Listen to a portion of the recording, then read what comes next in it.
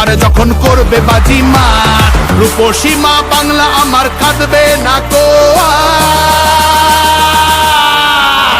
তাই পাল্টানো দরকার চাই বিজেপি সরকার পাল্টানো দরকার চাই বিজেপি সরকার। জয় কি বলবেন?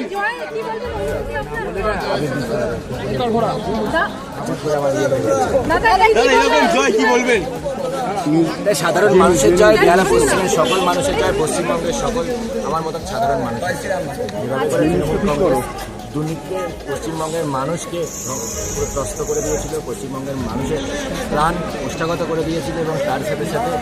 আমাদের বোনেদের উপর যেভাবে বারবার অত্যাচার করেছে তৃণমূল এবং তৃণমূলের যে বিভিন্ন গুন্ডা মাস্তানরা মিলে এবং মমতা বন্দ্যোপাধ্যায় রাজ্যের স্বরাষ্ট্রমন্ত্রী তথা মুখ্যমন্ত্রী তথা পুলিশ মন্ত্রী যেভাবে তার পুলিশ প্রশাসনকে অপব্যবহার করে আমাদের এই পুরো পশ্চিমবঙ্গ জুড়ে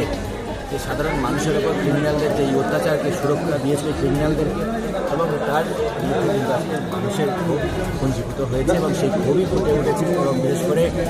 আমরা যখন বলছি zero tolerance zero tolerance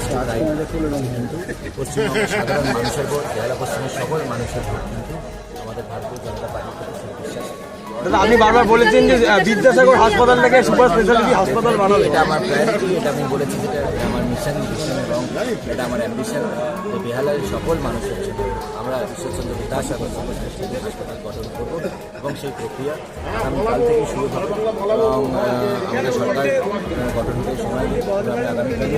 Vidyasagar হাসপাতালে পৌঁছে যাবো এবং বর্তমানে কী পরিস্থিতি হয়ে আছে সেটা নিজের সরকার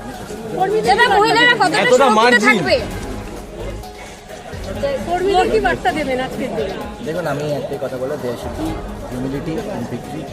এবং সেটা আমাদের ভারতীয় জনতা পার্টি বিশেষ করে আমাদের দেশের যশস্বী প্রধানমন্ত্রী নরেন্দ্র মোদী বারবার করে যে আমরা যখন সরকারে আসছি তখন আমাদের একটা দায়িত্ব অনেক বৃদ্ধি পায় এবং আমাদের দায়িত্ব প্রত্যেক মানুষের জন্য উন্নয়ন করা, প্রত্যেক মানুষকে সুরক্ষিত রাখা এবং সেখানে সবকা সাথ সবকা বিকাশ এই বিশ্বাসে যারা আমরা আছি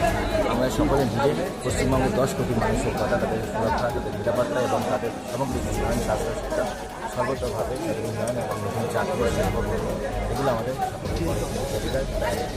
দাদা পোস্টপোল ভায়োলেন্স দেখি প্রত্যেকবার, এবার কি একটু অন্যরকম হতে চলেছে? পার্টি উইথ ডিফারেন্স এবং কোনো ধরনের পোস্টপোল ভায়োলেন্স জনতা পার্টি কখনোই অ্যাকসেপ্ট করে না এবং বিশেষ করে যেভাবে করে তৃণমূল এবং সিপিএম যারা একদম পশ্চিমবঙ্গকে বারবার করে দুর্নাম করিয়েছে, পশ্চিমবঙ্গে পোস্টপোল ভায়োলেন্সকে যেভাবে করে হিংসার মারামারি চালিয়ে গেছে।